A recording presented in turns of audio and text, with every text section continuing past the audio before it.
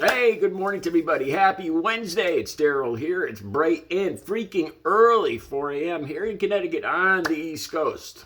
Okay, honestly, these videos dealing with two people, Lauren Boebert and Marjorie Taylor Greene, it's gotten to the point, usually I come on here and it's funny and I'm laughing because the stuff they say is just so ridiculously stupid and ignorant and false. It's kind of amusing. And today I don't have that joy anymore. It's just the stuff I'm going to talk about today. It's just, I don't even know what to call this. It goes, I have a hard time figuring out whether it's just incredibly ignorant. But I think it's more than that. It's intentionally dishonest. And I think about that. Why would she go on these right-wing talk shows and talk about this? Because people are listening. People are believing this. And this whole thing just disgusts me. And it just makes me lose confidence and hope for this country. Okay, what am I talking about? Two things, Marjorie Taylor Greene. Two different statements on the same show. Right-wing talk or right-wing wing nuts. I don't, you know what? I don't know and I don't care. The links will be down below. All right, now for this video, I was going to start doing my usual research to, I'll talk about what she said and then I'll rebut it, with common sense and the facts. So I started to look up the facts today and I just stopped. There's no point in even looking up the facts. You know what? If you believe one word of what she's saying, look up the facts yourself. Because I'm not going to waste my time. Okay, what am I talking about? Okay, first one, Marjorie Taylor Greene. Like I said, the link's going to be. I'll put them right on top so you can watch them first thing. She talks about women's sanitary supplies. Okay, now I guess. I'm a 56-year-old guy. I don't have a girlfriend at the moment. And honestly, all the women I know are in menopause. So I'm really not familiar with this situation. I guess there is a shortage of women's sanitary supplies. Okay. And if you look it up, if you look at the companies that produce these things, there is a shortage due to the supply chain, due to the pandemic. A huge pandemic that killed millions of people around the world, and is still lasting for 2 years. It's going to have continuing effects. It's not just going to disappear and everything goes back to normal. I think, this is something we're going to see for the next couple of years. So Marjorie Taylor Greene says that I can't even say this seriously. She thinks that putting women's sanitary supplies in men's bathrooms is causing this whole thing. It's a war on women. Now, this is where I got particularly angry. Because here's this hardcore Republican Trumper pointing the finger at Democrats as having a war on women, when we all know what happened to the Supreme Court. And basically telling women what they can and can't do, the decisions they can and can't make with their own bodies. And Marjorie Taylor Greene is saying that there's a war on women. Women are being replaced everywhere. Okay, so I started looking this up, and I've never seen these sanitary, like I said, first of all, the companies themselves say it's a shortage of cotton, it's a shortage of plastic, and it's due to supply chain issues. And the companies like Kotex and whatnot are working on it 24/7, literally 24/7, to produce these items. Okay, I've never seen these things in a men's bathroom. I get the argument that there are biological women that transition to men that are still having their monthly cycles, and some of these people are in high schools. The only states that I could find that are doing this is the articles I found were universities across the country. One article said. I saw specifically Oregon, uh, is putting them in high school bathrooms. Illinois is thinking about it. I saw an article. This will be down below. The Texas Orator, and this one particularly, this article particularly ticked me off because they were complaining about universities shouldn't provide these things free because it's not the university's responsibility to supply these items for women. And then they used the example of toothbrushes.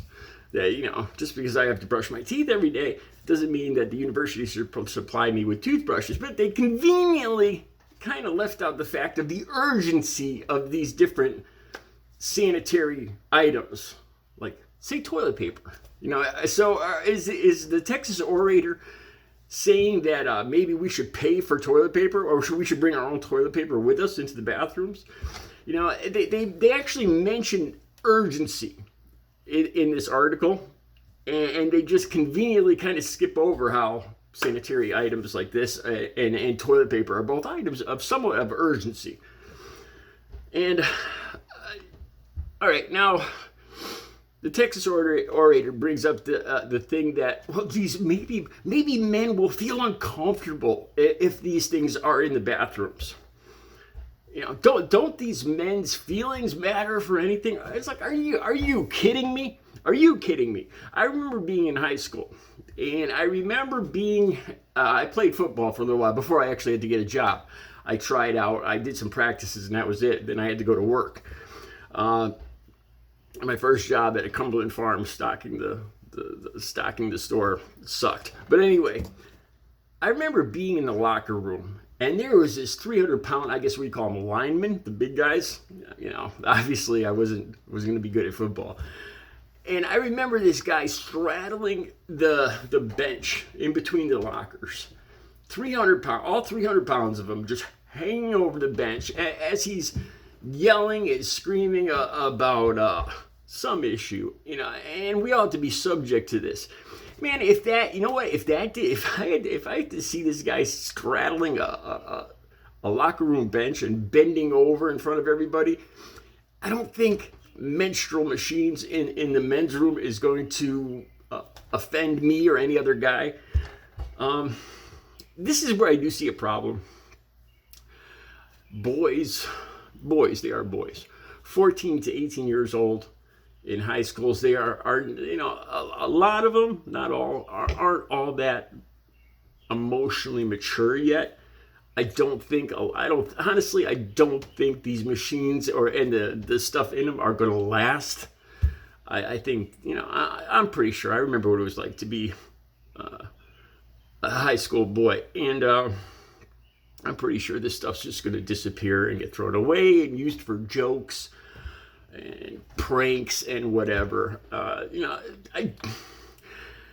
I think there might be a better solution where the stuff's just not going to get wasted, because I got a feeling that's going to happen. All right. Anyway, that's the first one. Now here's the really stupid statement by Marjorie Taylor Greene, that greenhouse climate change, greenhouse warming, is good. It's good for the world, good for us as human beings. That is a false statement. Just make sure that the YouTube algorithms understand that. This is what somebody else said, and I am completely disagreeing with it for the algorithms. Marjorie Taylor Greene, seriously, and the link will be right down below. She says it makes more food. And in case you didn't know, she says this too. Food feeds people. Wow, thank you for that. And then she talks about fossil fuels. And greenhouse warming somehow makes more fossil fuels, which makes which she doesn't even met, the vicious circle. That somehow she says that the climate change makes it possible to create more fossil fuels, which in turn, she didn't say this part, which in turn makes the earth warmer, which in turn creates more fossil fuels, which in turn makes the earth warmer. So we'll all be living in a hot house in 100 or 200 years. But hey, that's, who cares? I remember a time when people actually thought, especially these family-orientated people, actually thought down the line, thought about their kids' kids and their kids' kids. They do that with money, with wealth, but they don't seem to do that with the earth.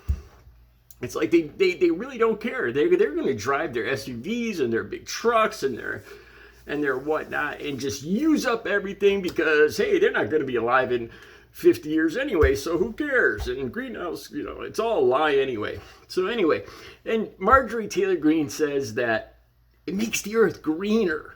It makes the earth greener. It creates more food and more fossil fuels. So therefore, climate change is good for people. You know what? Now this one, you know how I talked about cherry picking before? If you put in if you ask like Google a specific question, like I said this, I said climate change is good for humans, to see what I would find, because usually that's like cherry picking. If you do that almost with any subject, you'll find at least something that can make your argument. I talked about this before. When I did it this time, nothing. Try it yourselves. Try asking Google why is climate change good for humans or anything of that sort. All you're going to get is stuff from the World Health Organization to the CDC to the Red Cross to everybody about how Florida is going to be underwater in 50 years. All the people that live in these, like Miami, in these areas are going to move inward. This is going to get rid of valuable farmland. It's going to create all sorts. I don't even need to say this. This is one of the stupidest things, and I have to wonder. It's so stupid. She can't actually believe this. So now we have people like Marjorie Taylor Greene, Donald Trump, and Lauren Boebert, and these have to be intentional lies. Nobody could actually believe this stuff. And they're out there spreading this, and this is their opinion. This is the stuff that they want. They complain because the media sites take it down, and they complain it's a war on conservatives because we can't give our opinion. Your opinion is false. Like I said, when does a lie when does it stop being an opinion and just become false and a lie? Because that's what this stuff is. Unbelievable. I'm sorry if I ranted in this one, but this is just too much. That transgender people are supposedly responsible for the menstrual items, the menstrual product shortage, and that the greenhouse warming is actually good for the human race. Two of the stupidest things I have ever heard out of Marjorie Taylor Greene, and that's saying a lot. You guys have a good Wednesday.